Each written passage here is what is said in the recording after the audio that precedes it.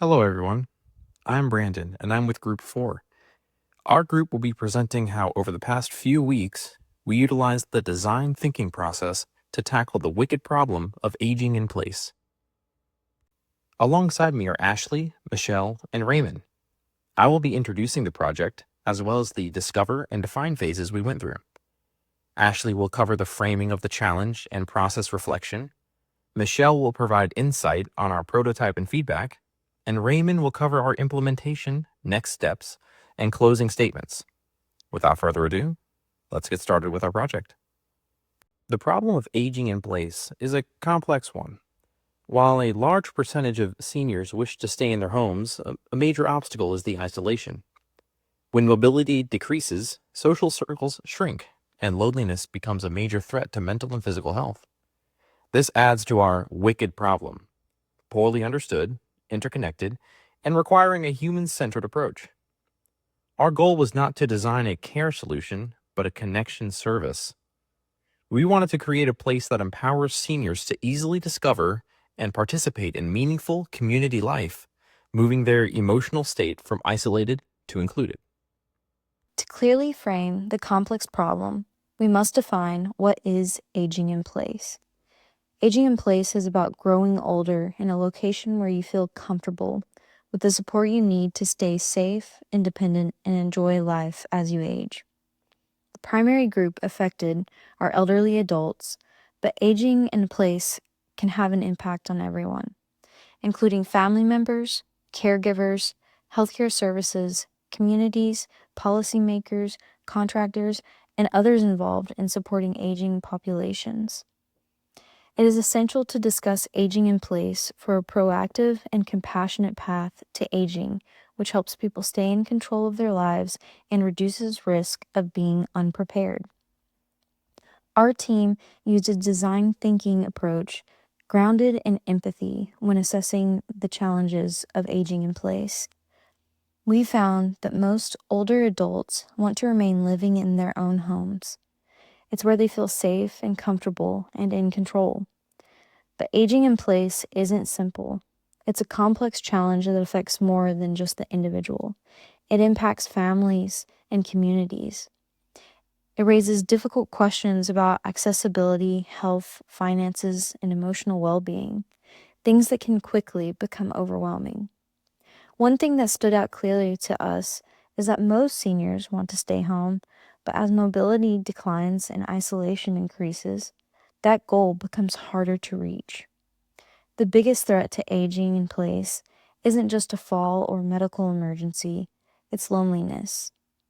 When the walls of a home that once felt safe begin to feel like barriers, isolation creeps in, not just from the community, but sometimes even from family. To truly understand this human problem, we had to get personal. That's where we met Angie, our persona.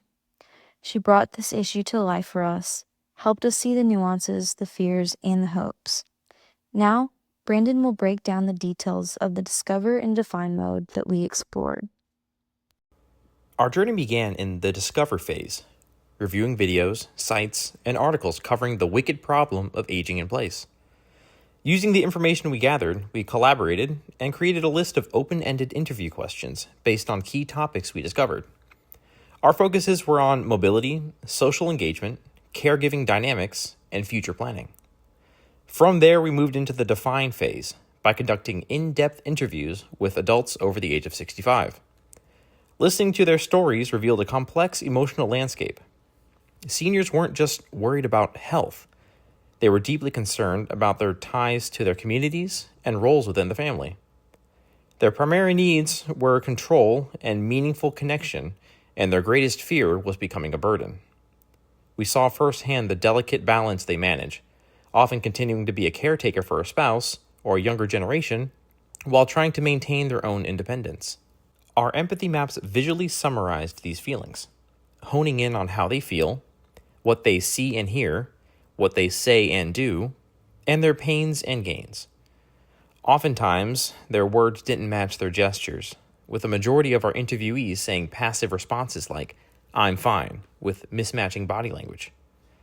To add to this observation, their stories revealed underlying anxieties about their family stresses and dynamics, along with a strong desire not to lose the connections to their friends and family.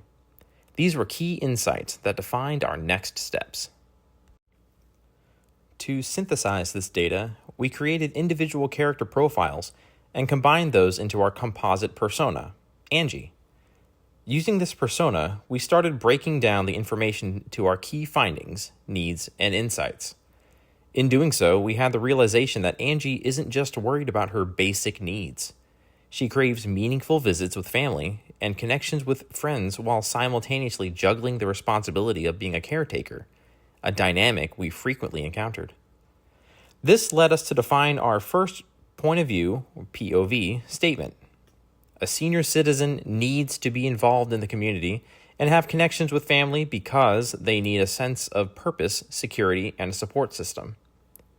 After constructive feedback, we refined it to a married senior citizen with an aging husband and distant friends and family needs to stay connected to their friends and family because they help them meet their physical and emotional needs.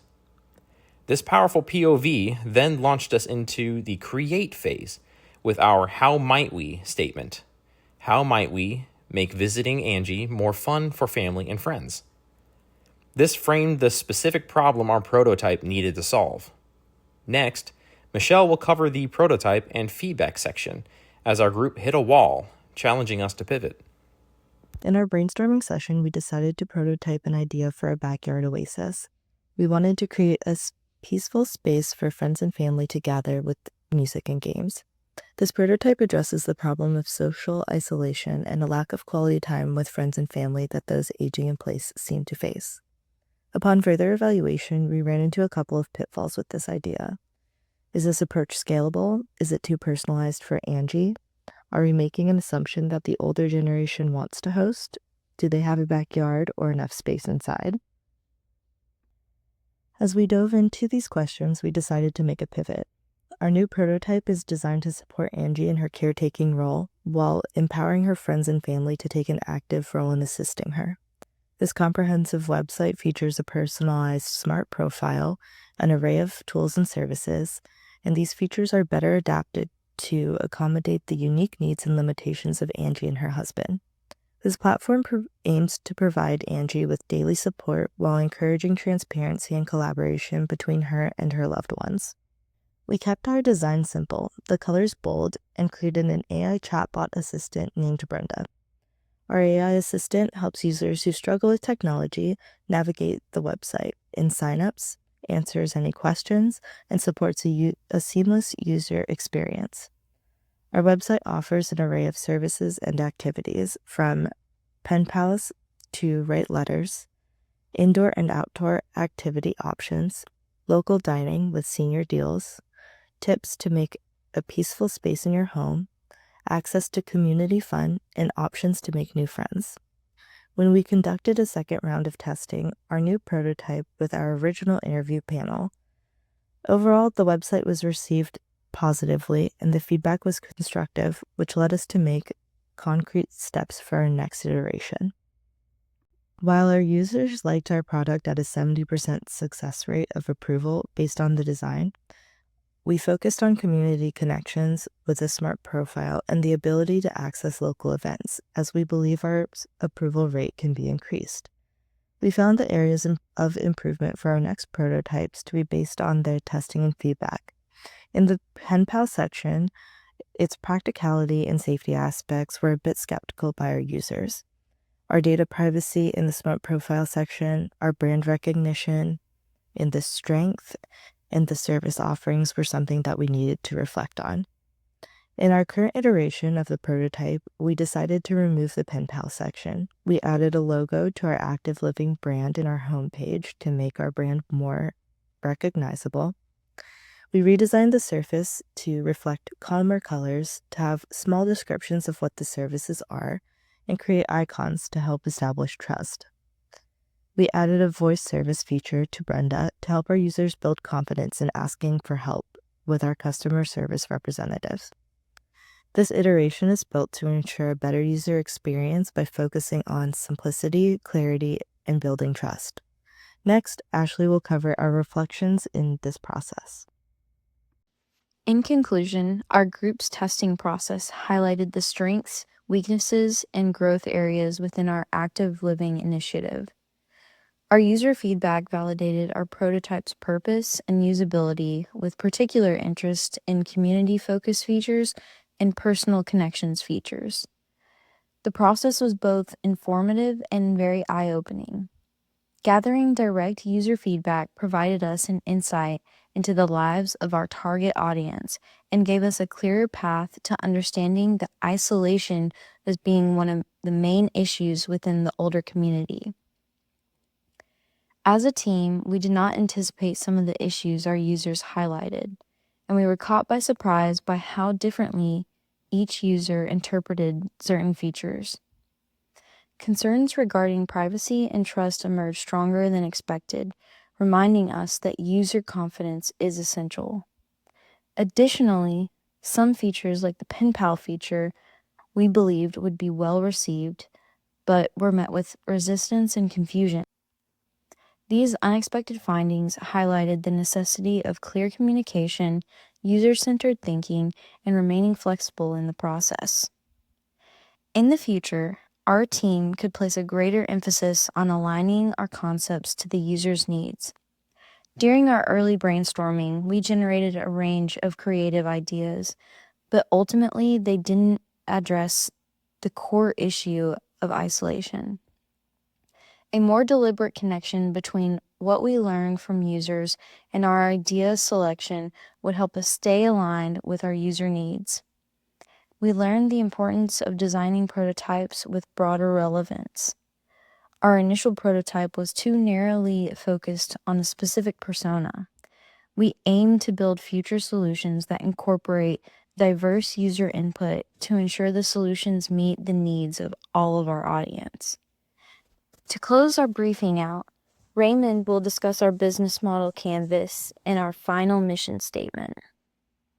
With these reflections in mind, our course of action is creating a feedback loop with customers and key partners, developing relationships with both of these groups, and strategically implementing and refining our business model canvas. Speaking of that, let me walk you through the first iteration of our business model canvas. This is a business model canvas. It's a tool used to help iterate business models and see where the key value-added items for customers and stakeholders lie and how they're connected. Let's first begin by analyzing our customer segments. Active Living will seek to provide value to adults who are 65 and older who, like Angie, still live in their own home. Our key propositions for our customer segment will be community involvement and engagement, ability to access essential services through our platform, money saving, and deals specifically designed for seniors. We'll reach our customers through advertising online, word of mouth, and community advertising like flyers in community centers and neighborhoods. Now let's zoom out and analyze our other activities and revenues. As our customers engage with our platform, we will generate revenue through affiliate links while they shop. Advertisers will pay for prime location for their senior deals. Targeted ad sales on our platform will connect consumers with companies and products that interest them in particular. And as we connect seniors with service providers, we will yield a portion of revenue from those services.